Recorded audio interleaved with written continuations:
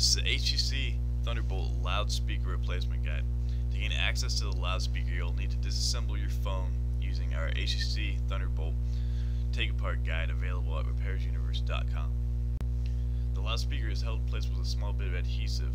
Use a safe open pry tool or a flathead screwdriver to pry it out.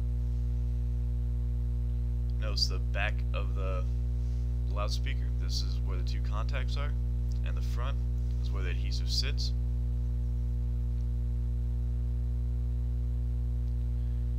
To replace, reapply the adhesive and press it firmly into the housing, and it should pop right into place.